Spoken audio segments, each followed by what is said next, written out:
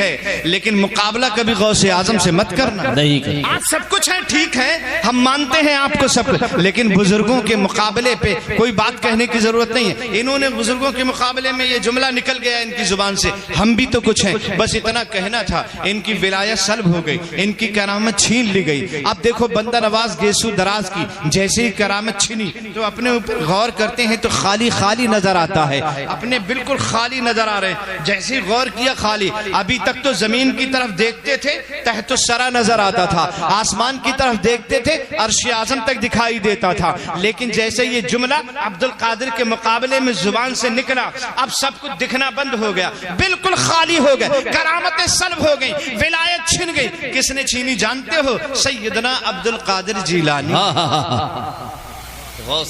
جب کچھ نظر نہیں آیا اور جب کچھ دکھائی نہیں دیا, بالکل خالی ہو گئے بندہ نواز گیسو دراز. یہ کون لے گیا کرامتیں؟ یہ کس نے چھین لی ہماری ولایت؟ یہ کس نے سلب کر لیا ہمارے اختیارات؟ پریشان ہو گئے, کوئی نظر نہیں آیا تو اپنے پیر کو آواز لگانے لگے اور گلبرگہ میں بیٹھے بیٹھے چلا کر کہنے لگے, اے میرے پیر اب تو میں خالی ہو گیا, کوئی نہیں میرا جو مدد کرے, آپ ہی میری مدد کرنے آ جائیے. بھائی اتنا کہنا تھا, دیکھتے ہی دیکھتے نصیر الدین چراغ دہلوی دکھائی دے. زندہ باد.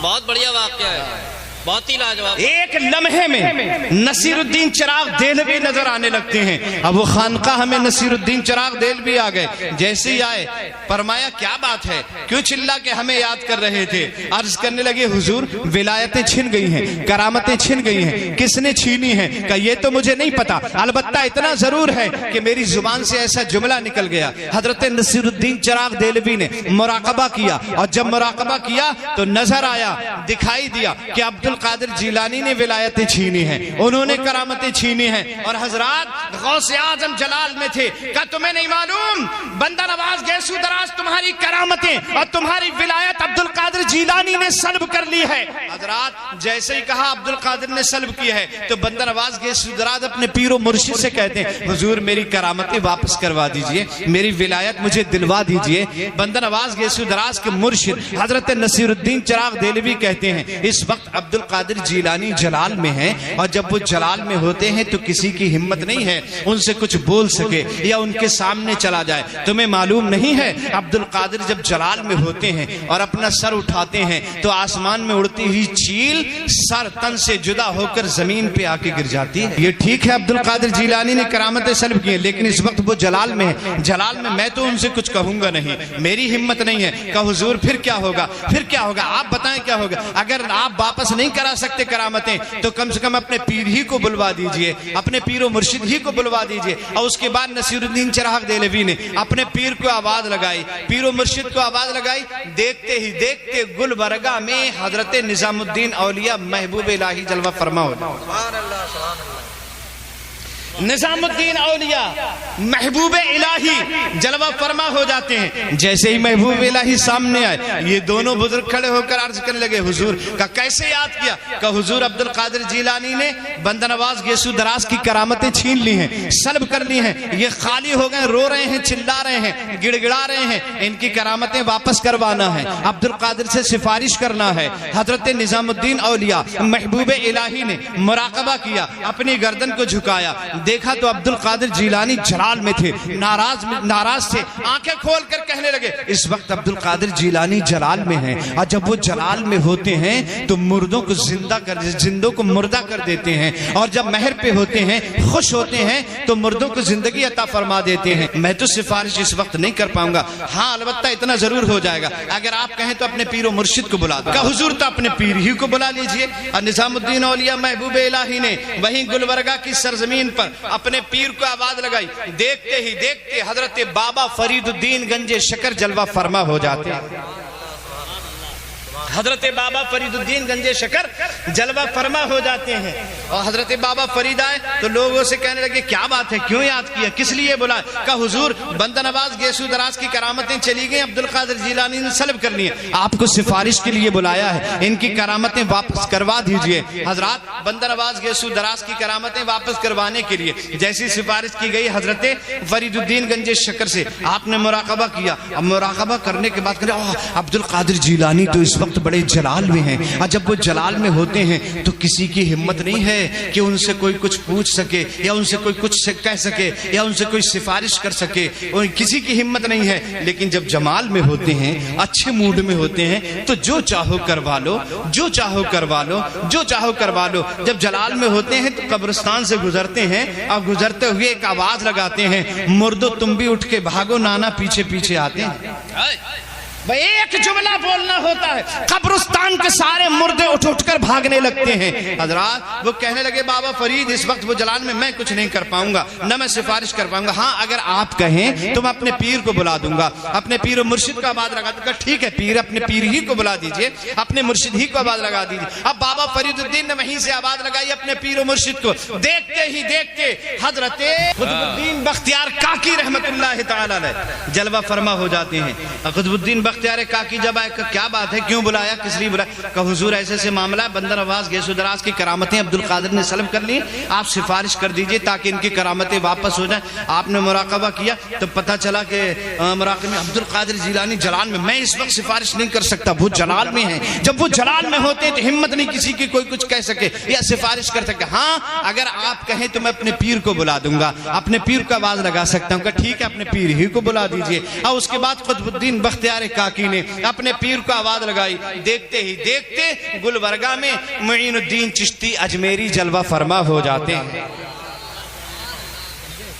معین الدین چشتی اجمیری جلوہ فرما ہو جاتے ہیں۔ ایک بات یہی میں دنیا والوں کو بتا دینا چاہتا ہوں، اولیاء اللہ کو ہم پکارتے ہیں اپنی مدد کے لیے، ہم ان سے استمداد طلب کرتے ہیں، یہ کوئی نئی بات نہیں ہے۔ کئی سو سال پہلے، تقریباً 810 سال پہلے کی بات ہے، اولیاء اللہ کے عقیدے کو پکارنے کو جائز سمجھا جاتا تھا۔ حضرات جو اولیاء اللہ کے پکارنے کے عقیدے کو جائز سمجھتا تھا اسے قطب الدین کہتے ہیں، اور جو فوراً مدد کرنے آ جائے اسے معین الدین کہتے ہیں۔ کیا بات ہے، مدد کرنے کے لیے آ گئے حضرت معین الدین چشتی اجمیری، اور جیسی معین الدین چشتی اجمیری آئے کہا کیا بات ہے، کہا بندر نواز گیس و دراز کی کرامتیں سلب ہو گئی ہیں، آپ ذرا سفارش کروا کے ان کی واپس کروا دی، عبد القادر جیلانی نے سلب کی ہے۔ حضرات وہ اتنا کہنا تھا، جیسے ہی مراقبہ کیا پتہ چلا عبد القادر ناراض ہیں کہ اس وقت وہ جلال میں ہیں۔ جب وہ جلال میں ہوتے ہمت نہیں کسی کی کوئی ان سے کچھ کہہ سکے، میں یہ سفارش نہیں کر سکتا، ہاں اگر آپ کہیں تو اپنے پیر و مرشد کو بلا دوں گا، کہ اپنے پیر ہی کو بلا دیجئے۔ اور اس کے بعد اپنے پیر کو آواز لگائی۔ دیکھتے ہی دیکھتے گلبرگہ میں حضرت خواجہ عثمان ہارونی جلوہ فرما ہو جاتے ہیں۔